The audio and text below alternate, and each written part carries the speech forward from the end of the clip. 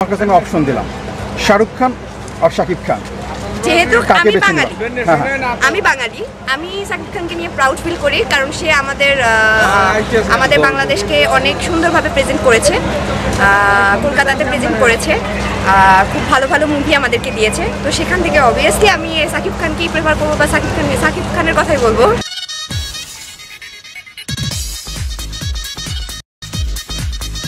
শাহরুখ খান শুনলে কিন্তু তোমাকে মাইট দিবে। সেটাতে আমার কিছু করার নেই, কারণ আমি তার দেশের না, আমি আমার দেশের, আর আমার দেশের সোনার ছেলে শাকিব খান। सबने कहा पारों को छोड़ दो, पारों ने कहा शराब छोड़ दो। एक दिन आएगा जब वो कहे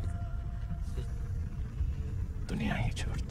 প্রতিদিনের সিনেমা ও ক্রিকেটের আপডেট নিয়ে city cinema city cricket Mobil চালু থাক আপনার উন্নতির যাত্রা। সোহানা আপু, আসসালামু আলাইকুম। টিম রয়্যাল এক্সপ্রেসের ফ্রেমে স্বাগত জানাচ্ছি। ওকে, 2019 চলচ্চিত্র দিবস আমাদের কাছে অনেকটা আশা প্রাপ্তি এবং হতাশারও বলা যায়।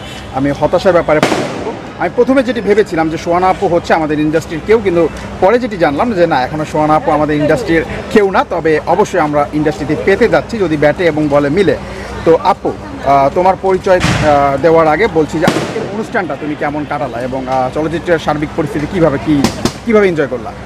প্রথমে হচ্ছে ওয়ালাইকুম আসসালাম।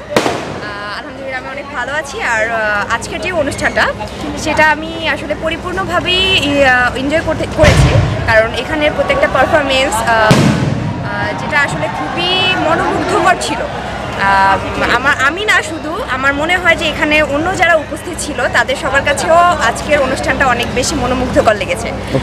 আর যেখানে কথা আমার মিডিয়াতে আসার, সেটা নিয়ে আপাতত খুব যে ইচ্ছা তা না, বাট ওরকম যদি কোনো অপরচুনিটি সামনে চলে আসে সেটাকে ইগনোরও করবো না।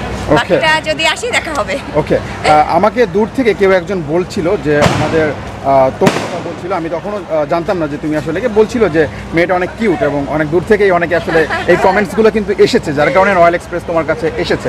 এবং সব থেকে মানে বর্তমান সময়ের তরুণ ফটোগ্রাফার, যেহেতু তোমার ফটোগ্রাফি করছিল, তো আমার অনেক কাছের ফ্রেন্ড, এবং টিম রয়্যাল এক্সপ্রেসের পক্ষ থেকে বলছি যে অনেস্টলি তোমার যে ক্যামেরার লুক, তাহলে আমরা অবশ্যই তোমাকে সাপোর্ট করবো, তুমি আমাদের ফ্যামিলিতে জয়েন করো, এফডিসিতে আসো।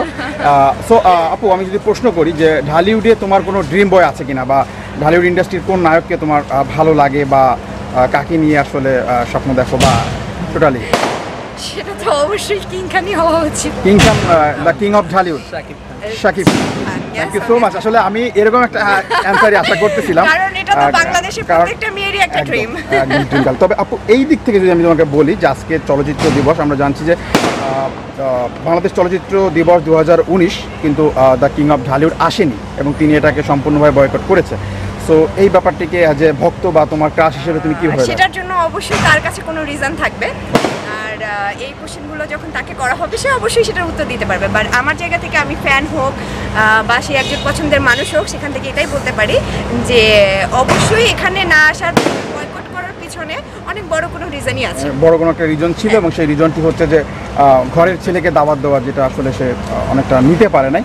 তো আপু, তোমার কি মনে হয় যে 150টার থেকেও কম হল নিয়ে the king of Dhallywood Shakib Khan যে লড়াই করে যাচ্ছে চলচ্চিত্র নিয়ে, তাকে কতটা অ্যাপ্রিসিয়েট আমরা করা দরকার ছিল এবং কতটা করতে পেরেছি অ্যাজ এ নিউ কামার হিসেবে তুমি বলবা?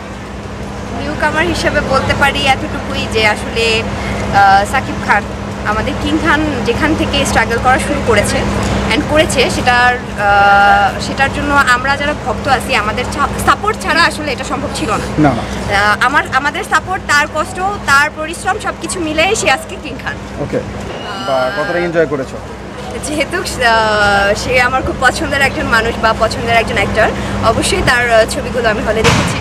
ওকে, আমি যদি তোমাকে অপশন দিই যে অ্যাজ এ বাঙালি মেয়ে হিসেবে বা মডেল হিসেবে, যদি লুকের কথা বলো, আমি অভিনয় বা বডি ফিটনেসের কথা পরে আসবো, শাকিবের লুক নিয়ে কলকাতা এবং আসামে অনেক ঝড় উঠেছে যে না, বাংলাদেশের একজন সুপারস্টার যার লুকে আসলে ক্রাশ খেয়েছে আসাম এবং কলকাতা। একদম। তো আমি যদি বলি যে আসলে যদি শাহরুখ বা সালমানকে 150টারও কম সিনেমা হল নিয়ে যুদ্ধ করতে বলা হতো, ওরা কি শাকিবের মতো এতটা যুদ্ধ করতে পারতো? কারণ আমরা জানি যে ওদের সিনেমা ইন্টারন্যাশনালি রিলিজ হয়, কিন্তু আমাদের সিনেমাগুলো আসলে 130টি মাত্র সিনেমা হলে রিলিজ হয়, এবং সেখান থেকেই শাকিব খান সুপারস্টার।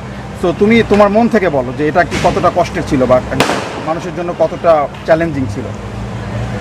ব্যাপারটা অবশ্যই চ্যালেঞ্জিং তো ছিলই, আর কষ্টও ছিল। এটা নিয়ে আসলে আমি ওইভাবে কিছু বলতে চাচ্ছি না। বা একটিভাবে বলো, তোমার কাছে আমি অপশন দিলাম, শাহরুখ খান আর শাকিব খান, যেহেতু কাকে আমি বেছে বাঙালি, নিবা? হ্যাঁ। আমি বাঙালি, আমি শাকিব খানকে নিয়ে প্রাউড ফিল করি, কারণ সে আমাদের বাংলাদেশকে অনেক সুন্দরভাবে প্রেজেন্ট করেছে, কলকাতাতে প্রেজেন্ট করেছে, খুব ভালো ভালো মুভি আমাদেরকে দিয়েছে। তো সেখান থেকে অবভিয়াসলি আমি শাকিব খানকেই প্রেফার করবো, বা শাকিব খানের কথাই বলবো। শাহরুখ খান শুনলে কিন্তু তোমাকে মাইট দিবে। সেটাতে আমার কিছু করার নেই, কারণ আমি তার দেশের না, আমি আমার দেশের, আর আমার দেশের সোনার ছেলে শাকিব খান। ওকে, থ্যাংক ইউ সো মাচ সুন্দর একটি ইন্টারভিউ দেওয়ার জন্য টিম রয়্যাল এক্সপ্রেসের কাছে। এবং আমরা তোমার আপকামিং যাত্রাকে অ্যাপ্রিসিয়েট করতে চাই এবং আশা করছি যে যেহেতু ফটোগ্রাফার রয়েছে, আমি ওকে দেখাতে পারছি না যদিও, এবং ওর হাত ধরে এবং বাংলা ফিল্ম ইন্ডাস্ট্রিতে সুন্দরভাবে তুমি আসো এবং আমরা তোমাকে বরণ করার জন্য প্রস্তুত। Thank you so much. ইনশাআল্লাহ, যদি ভাগ্যে থাকে অবশ্যই আমি আসবো, আর সবাই অনেক ভালো থাকবেন।